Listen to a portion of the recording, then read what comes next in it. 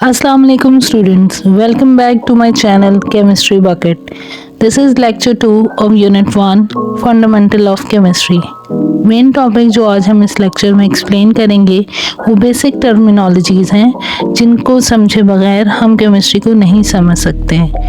जैसे कि English language को सीखने के लिए हम सबसे पहले अल्फ़ाबेट सीखते हैं, इसके बाद उनको वर्ड्स में कन्वर्ट करना सीखते हैं, फिर उन वर्ड से हम सेंटेंस बनाना सीखते हैं। बिल्कुल इसी तरीके से किसी भी सब्जेक्ट को स्टार्ट करते हुए हम उसकी बेसिक टर्म को अंडरस्टैंड करते हैं। So topics of our today's lecture is to understand atom, matter, element, symbol, compound, mixture, atomic number, mass number, atomic mass, chemical formula, molecular mass, chemical species, molecule, mole, and Avogadro numbers.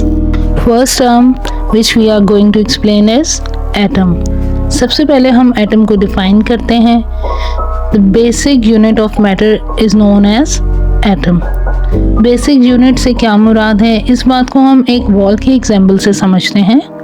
जैसे कि एक wall है जो कि बहुत सारी BRICS से मिलकर बनी है और उस दीवार की एक ब्रिक जो है वो उसका बेसिक यूनिट है।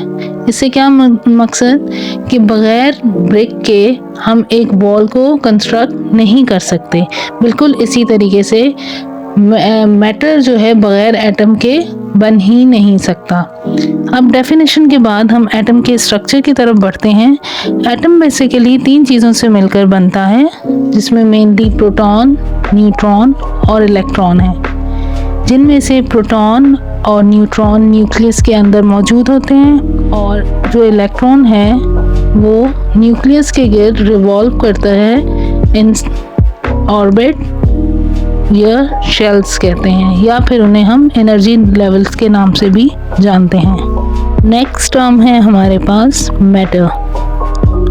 जैसे मैटर को हमने अपने प्रीवियस लेक्चर में भी ब्रीफली डिस्क्राइब किया, यहाँ पर भी हम मैटर को डिस्क्राइब करेंगे। फर्स्ट ऑफ ऑल इसकी definition, anything that has some mass and has some volume. अब इसकी डेफिनेशन में हमने 2 नई टर्म्स पढ़ी, जिनमें है एक मास और दूसरा वॉल्यूम। अब इन दोनों को हम 1 बाय 1 एक्सप्लेन करेंगे। Number 1 is mass.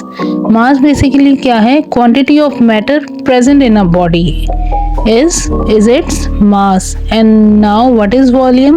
Volume space occupied by an object, यानी वो जगह जो कि कोई भी सब्सटेंस घेरता है। फॉर एग्जांपल हम यहाँ पर एक फ़ोन है, उसको हम किसी भी टेबल पे रखते हैं, वो जो सराउंडिंग या वो जगह उसने जो टेबल पर घेरी वो क्या है? उसका वॉल्यूम। अक्सर अब एक और टर्म जो कि हम अक्सर यूज़ करते हैं, सब्सटेंस।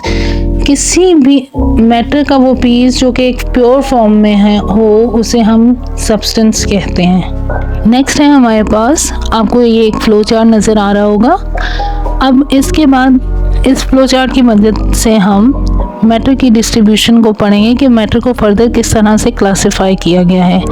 अगर तो मैटर को फिज़िकली सेपरेट कर लिया जाए, if the answer is yes, तो वो चीज़ क्या कहलाएगी? मिक्सचर। अगर उसमें मौजूद चीज़ों को हम फिज़िकली सेपरेट ना कर पाएँ तो वो क्या कहलाएंगे? Pure substance. अब मिक्सचर को ही फर्दर क्लासिफाई किया गया है 2 चीज़ों में। वो किस बेस पर है? उनकी कंपोजिशन की बेस पर। अगर मिक्सचर की कंपोजिशन यूनिफॉर्म है, यानी एक जैसी रहे, तो वो कहलाएंगे होमोजीनियस मिक्सचर। इसी तरीके से अगर उनकी कंपोजिशन यूनिफॉर्म ना रहे तो वो मिक्सचर कहलाएंगे हेट्रोजीनियस मिक्सचर। प्योर सब्सटेंसेस को भी 2 हिस्सों में डिवाइड किया है on the basis of their chemical decomposition. अगर वो कोई भी प्योर सब्सटेंस है वो केमिकली डिकम्पोज हो जाए तो वो कहलाएंगे कंपाउंड्स, और अगर कोई भी प्योर सब्सटेंस केमिकली डिकम्पोज ना हो पाए तो वो कहलाएंगे एलिमेंट्स। नेक्स्ट टर्म है हमारे पास एलिमेंट। एलिमेंट एक ऐसा प्योर सब्सटेंस है जो कि मज़ीद सिंपलर यूनिट में ना टूट सके किसी भी फिज़िकल केमिकल प्रोसेस के थ्रू। तो वो चीज़ हमारे पास क्या कहलाती है? एलिमेंट। अब एलिमेंट की मज़ीद डिस्क्रिप्शन ये है कि टोटली मतलब अब तक अप्रॉक्सीमेटली 118 एलिमेंट्स जो हैं वो डिस्कवर हो चुके हैं बाय द साइंटिस्ट, और जिनमें से 92 एलिमेंट्स जो हैं वो जो कि नेचुरली अकरिंग हैं, जो कि कुदरती तौर पर हमारी इस दुनिया में मौजूद हैं। लेकिन उनके अलावा जो हैं 92 के अलावा जो एलिमेंट्स हैं वो लैब्स में साइंटिस्ट ने खुद इन्वेंट किए आर्टिफिशियली। अब एलिमेंट्स को ऑब्वियसली किसी भी चीज़ को आप इंडिकेट करते हो, उसको कोई भी एक रिप्रेजेंटेशन दे देते हो, बिल्कुल इसी तरीके से एलिमेंट्स को रिप्रेजेंट करते हैं हम with the help of symbols. जैसा कि हमने पिछली स्लाइड में पढ़ा कि symbols are basically the representation of elements, मतलब किसी भी एलिमेंट को रिप्रेजेंट हम किससे करते हैं? सिंबल से। सबसे पहले 1814 में ब्राज़िलिस ने जो है वो एलिमेंट की रिप्रेजेंटेशन के लिए एक सिस्टम डिज़ाइन किया जिसको हम सिंबल्स कहते हैं। अब सिंबल की बेसिकली डेफिनेशन क्या है? The shortest name of an element is called symbol. This is the simplest definition of a symbol. अब मज़ीद इसकी डिस्क्रिप्शन क्या है कि सिंबल बेसिकली दिए किस तरीके से गए हैं या उनको देखकर हम कैसे जज कर सकते हैं कि ये कौन सा एलिमेंट है।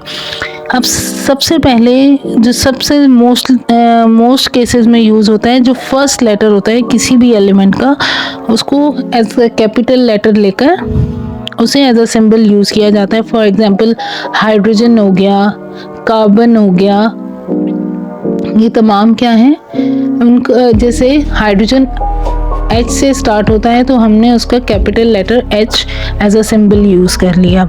Next one, in some cases जो फर्स्ट लेटर है वो फॉर एग्जांपल यूज़ हो जाता है, जैसे कि कार्बन को ले लें आपने C, क्योंकि कार्बन में यूज़ हो चुका है। अब हमारे पास कैल्शियम है, कैल्शियम भी स्टार्ट C से ही होता है, इस वजह से हम कैल्शियम के बाद C के बाद आने वाला जो सेकंड लेटर है उसको भी एज अ सिंबल उसके साथ कंबाइन कर देंगे। जैसे कि कैल्शियम का सिंबल क्या हो गया? Ca। और नेक्स्ट कुछ एलिमेंट्स के जो सिंबल हैं उनके लैटिन या ग्रीक लैंग्वेज नेम से उनको यूज़ कर दिया गया है। जैसे कि सिल्वर है, सिल्वर का सिंबल जो है वो है Ag। Now the next term is mixture. अब मिक्सचर क्या है? कोई भी ऐसा सब्सटेंस या कोई भी ऐसी चीज़ जो कि दो से ज़्यादा चीज़ों के मिलने से बने, वो क्या कहलाती है? मिक्सचर। लेकिन इसमें और कंपाउंड्स में बेसिकली डिफरेंस क्या है कि वो केमिकली कंबाइन होते हैं और इसमें केमिकल कॉम्बिनेशन का होना ज़रूरी नहीं है। अब इसकी मज़ीद डिस्क्रिप्शन क्या है? मिक्सचर में दो या दो से ज़्यादा एलिमेंट्स भी मिल सकते हैं, दो से ज़्यादा कंपाउंड्स भी मिल सकते हैं, और इनकी जो है मिलने की रेशो है वो फिक्स नहीं है, जैसा कि कंपाउंड्स में फिक्स रहती है। और मिक्सचर में मौजूद जो एलिमेंट्स होते हैं उनको हम फिज़िकली सेपरेट कर सकते हैं। और मिक्सचर की एक और बात यह है कि वो में मिलने के बाद भी अपनी जो प्रॉपर्टीज़ हैं उनको रिटेन करते हैं।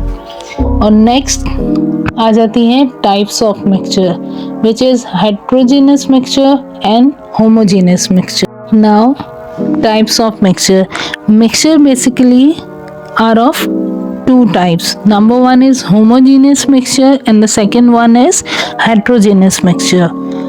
First of all, we are going to understand what are basically homogeneous mixtures.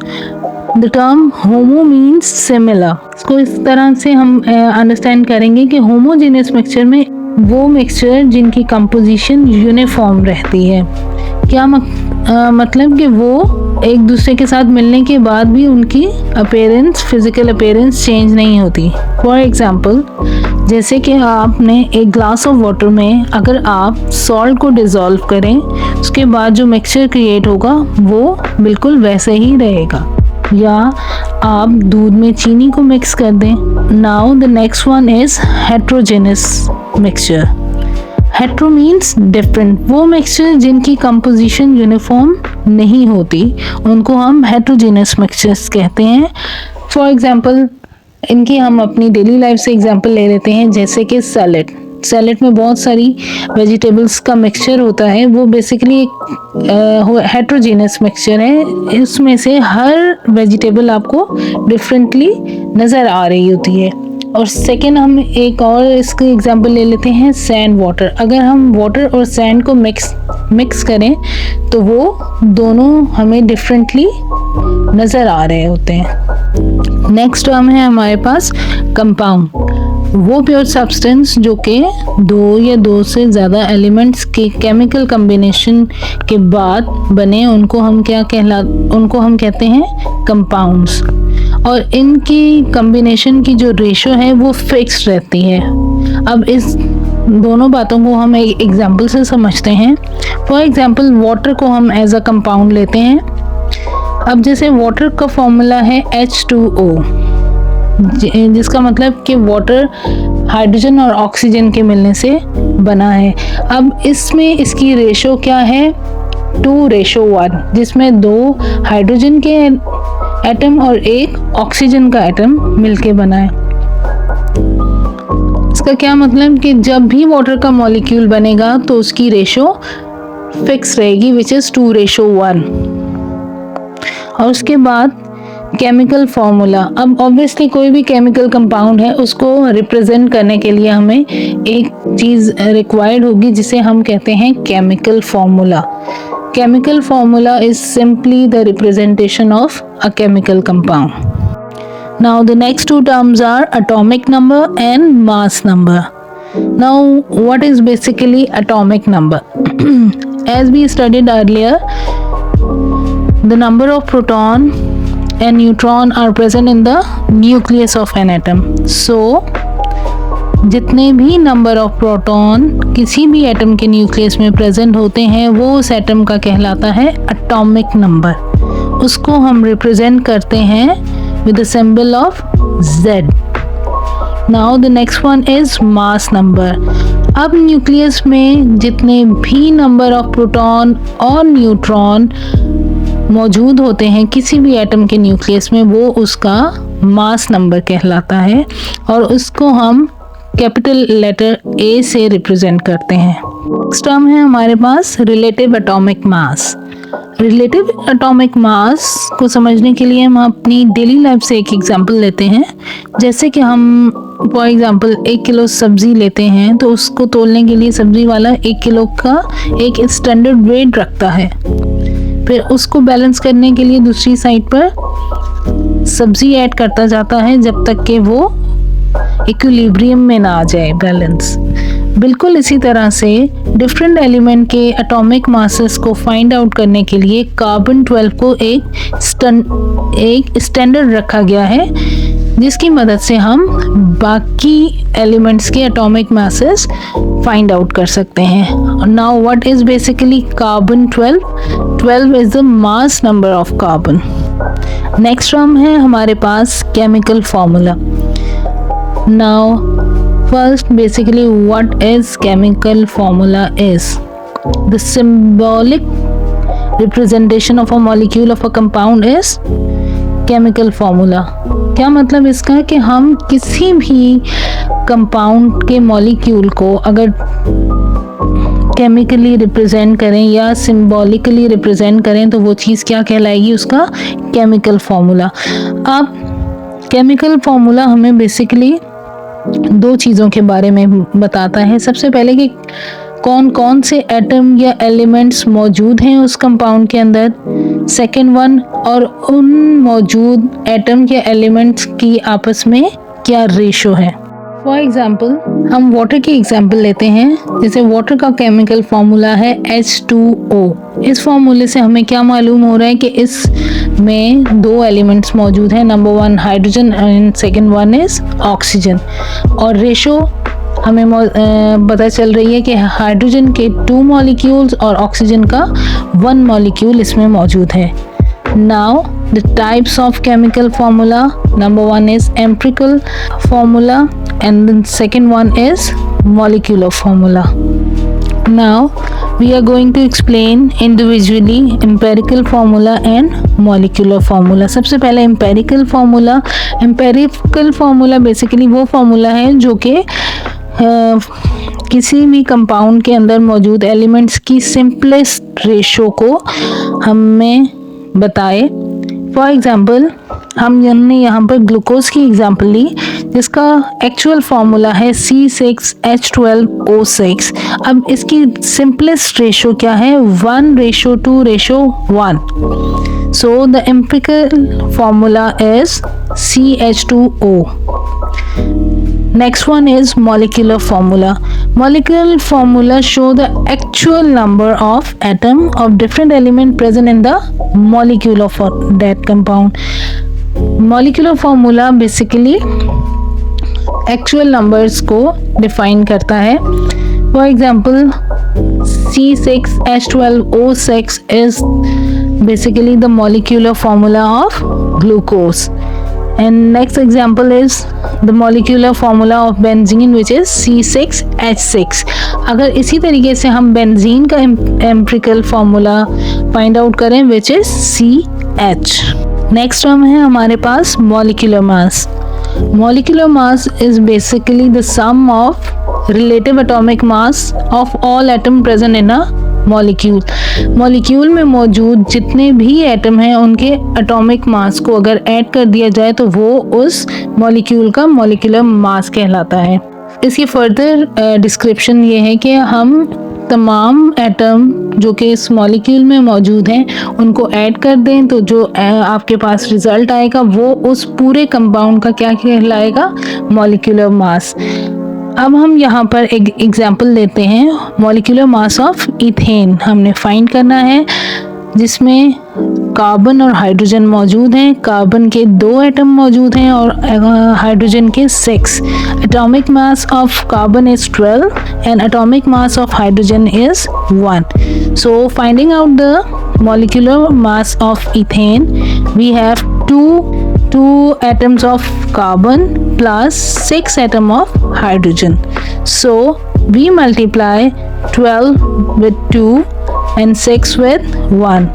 After multiplying this we gonna add 24 and 6. The resulting answer is 30, which is the molecular mass of ethane. Next terms है हमारे पास chemical species.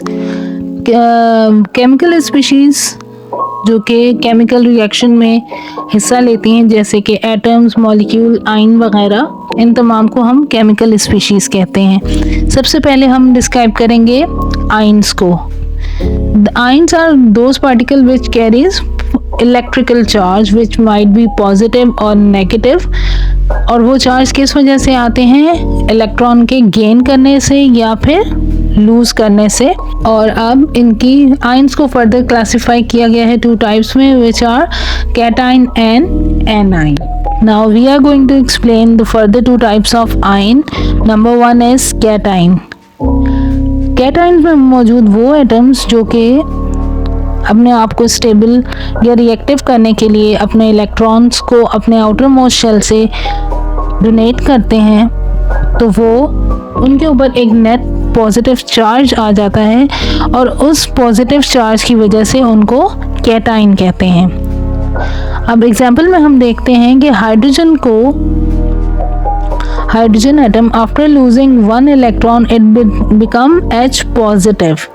Second example is sodium. Sodium after losing 1 electron becomes Na positive which is a cation.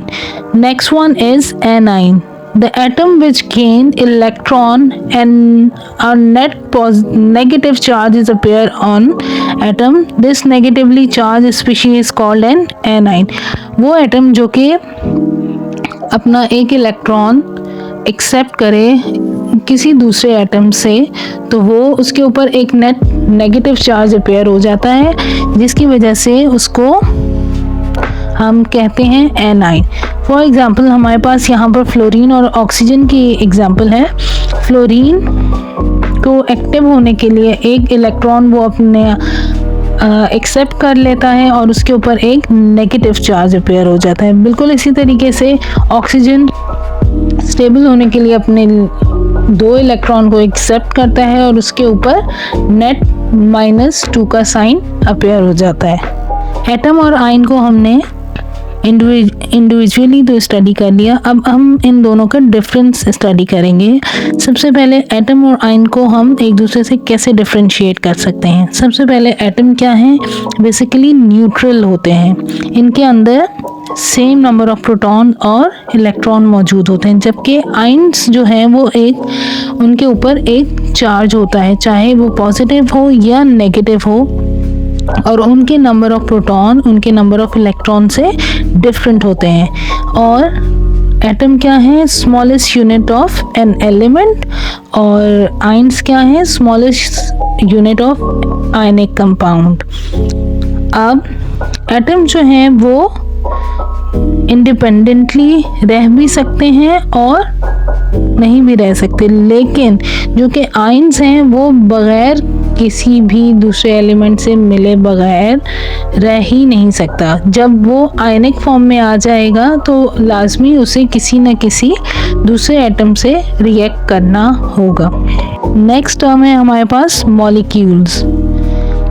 Molecules different atoms की combination से बनते हैं, और किसी भी सब्सटेंस का स्मॉलेस्ट यूनिट क्या कहलाता है, मॉलिक्यूल्स। अब मॉलिक्यूल्स को उनकी एटम की कॉम्बिनेशन की बेसिस पर डिवाइड किया गया है डिफरेंट टाइप्स में। नंबर 1 इज मोनोएटॉमिक मॉलिक्यूल्स, जो कि सिर्फ और सिर्फ एक एटम के मिलने से बनते हैं, वो कहलाते हैं मोनोएटॉमिक मॉलिक्यूल, जो कि जिनकी एग्जांपल्स में इनर्ट गैसेस इन्वॉल्व हैं, जो कि argon, neon, helium. Next one है डाई एटॉमिक मॉलिक्यूल्स, जो कि 2 एटम के मिलने से बनते हैं, for example hydrogen, oxygen. Next one is tri atomic molecules, वो मॉलिक्यूल जो कि 3 एटम्स के मिलने से बने, फॉर एग्जांपल आप कार्बन डाइऑक्साइड को ले लो, ओजोन को ले लो। जिस तरह कार्बन डाइऑक्साइड में कार्बन का 1 एटम और ऑक्सीजन के 2 एटम हैं, और ओजोन में ऑक्सीजन के 3 एटम इन्वॉल्व हैं। Next one is poly atomic molecule, जिसमें मोर देन 3 एटम्स इन्वॉल्व हों, वो मॉलिक्यूल्स कहलाते हैं पॉली एटॉमिक मॉलिक्यूल्स। इनमें सल्फ्यूरिक एसिड हो गया, नाइट्रिक एसिड हो गया, glucose, these are the example of poly atomic molecule. Next term है हमारे पास एवोगैड्रोस नंबर।